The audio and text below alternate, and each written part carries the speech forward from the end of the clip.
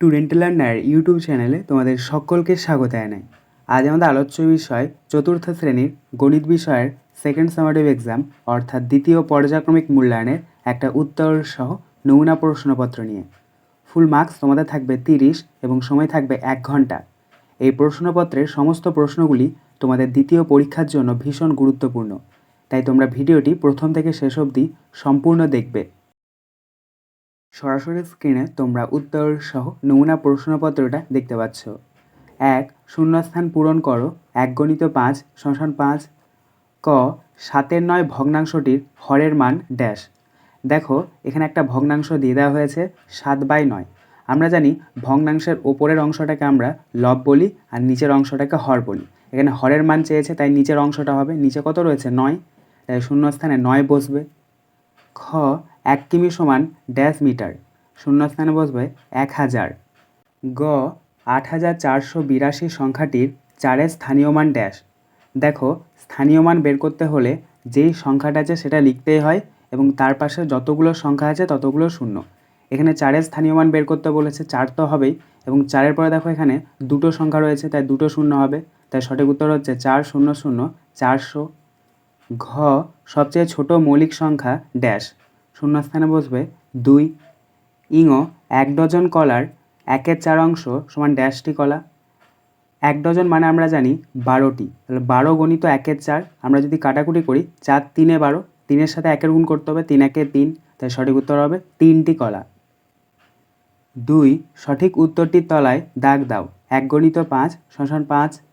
ক দেখো এখানে একটা ছবি দিয়ে দেওয়া হয়েছে, 3টে ঘর রয়েছে এবং তার মধ্যে একটা ঘরে কি রয়েছে, ছবি রং করা রয়েছে বা ভরাট করা রয়েছে এবং লেখা রয়েছে 1/3 অংশ 2/3 অংশ। সঠিক উত্তর হবে 1/3 অংশ, কারণ একটা ঘরটা রং করা রয়েছে তাই উপরে 1 বসবে আর টোটাল ঘর কটা রয়েছে 3টে, তাই নিচে 3 বসবে। সঠিক উত্তর হবে 1/3 অংশ, এটার উপর আমরা টিক চিহ্ন দেবো। খ 1 সেন্টিমিটার = 10 মিটার 100 মিলিমিটার না 10 মিলিমিটারের সমান। দেখো 1 সেন্টিমিটার সমান কিন্তু 10 মিলিমিটারের সমান। গ 5 এবং 6-এর সাধারণ গুণিতক হলো 25, 30 না 36। দেখো গুণিতক বের করতে বলেছে এবং সাধারণ অর্থাৎ 5-এর ঘরেও থাকবে 6-এর ঘরেও থাকবে, তো সঠিক উত্তর হবে 30, এটার উপর আমরা টিক চিহ্ন দেবো। ঘ 6-এর উৎপাদক সংখ্যা 3টি 4টি না 6টি। দেখো 6কে যদি আমরা ভেঙে নিই তাহলে কী কী পাচ্ছি, 1 6 6, 2 3 6 আর 6 1 6, তাহলে কটা পাচ্ছি 1 6 6, এখানে 1 আর 6 আর 2 3 6 অর্থাৎ 4টে পাচ্ছি, তাই আমরা 4-এর ওপরে টিক চিহ্ন দেবো।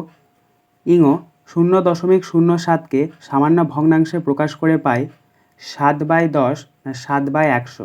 সঠিক উত্তর হবে 7/100, এটার উপর আমরা টিক চিহ্ন দেবো। কারণ দেখো দশমিক ভগ্নাংশকে যদি আমরা সামান্য ভগ্নাংশে প্রকাশ করি তাহলে যেই সংখ্যাটা আছে সেটা উপরে যাবে এবং দশমিকের জন্য নিচে 1 আসবে, দশমিকের পরে যতগুলো সংখ্যা থাকবে ততগুলো শূন্য। এখানে দশমিকের পরে দুটো সংখ্যা আছে তাই দুটো শূন্য নিচে বসবে, তাই সঠিক উত্তর হচ্ছে 7/100। 3 বাম দিকের সঙ্গে ডান দিক মিল করো 1 × 4 = 4। বাম দিকের সাথে ডান দিক তোমাদেরকে মিল করাতে হবে। প্রথম রয়েছে ক সময় পরিমাপের একক, এটা মিলবে ডান দিকের সেকেন্ড এর সাথে। খ ভর পরিমাপের একক, এটা মিলবে ডান দিকের গ্রাম এর সাথে। গ তরল পরিমাপের একক, এটা মিলবে ডান দিকের লিটার এর সাথে। ঘ দৈর্ঘ্য পরিমাপের একক, এটা মিলবে ডান দিকের মিটার এর সাথে।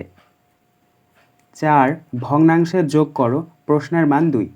দেখো এখানে একটা ভগ্নাংশের যোগ করতে তোমাদেরকে দিয়ে দেওয়া হয়েছে 1-এর 9 যোগ 2-এর 9 যোগ 4-এর 9। এক্ষেত্রে যেহেতু হরগুলো একই রয়েছে তাই আমাদেরকে লসাগু করার প্রয়োজন নেই, আমরা সমানের নিচে সমান দেবো, নিচে একটা দাগ দেবো।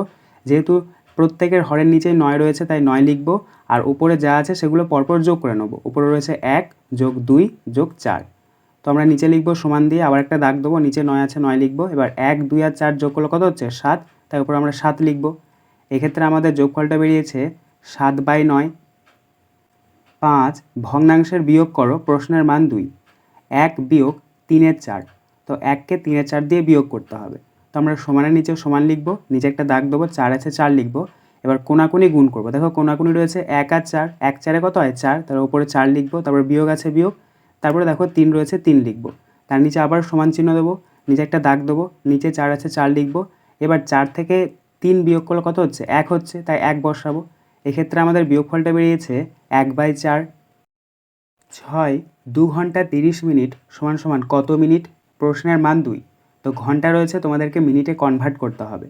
উত্তর, প্রথমে তোমরা লিখবে 2 ঘন্টা 30 মিনিট, তার নিচে লিখবে 2 × 60 মিনিট যোগ 30 মিনিট। কারণ ঘন্টাকে যদি আমরা মিনিটে নিয়ে যাই 60 দিয়ে গুণ করতে হয়, তাই আমরা 2কে 60 দিয়ে গুণ করেছি, আর 30 আছে 30 বসে গেছে, তার নিচে সমান চিহ্ন দাও। এবার 2-এর সঙ্গে 60-এর গুণ করো, 2 × 60 কত হচ্ছে 120, তাহলে 120 মিনিট যোগ 30 আছে 30 লিখবে 30 মিনিট, তার নিচে আবার সমান চিহ্ন দেবে। এবার 120 আর 30 যোগ করবে, 120 আর 30 যোগ করলে হচ্ছে 150, তাই নিচে লিখবে 150 মিনিট। এক্ষেত্রে আমাদের উত্তরটা বেরিয়েছে 150 মিনিট। 7 বিয়োগ করো প্রশ্নের মান 2 কিগ্রা গ্রাম। 79 কিগ্রা 100 গ্রাম বিয়োগ 71 কিগ্রা 975 গ্রাম। ডান দিক থেকে আমরা বিয়োগ করব। দেখো ডান দিকে রয়েছে 100 আর 975।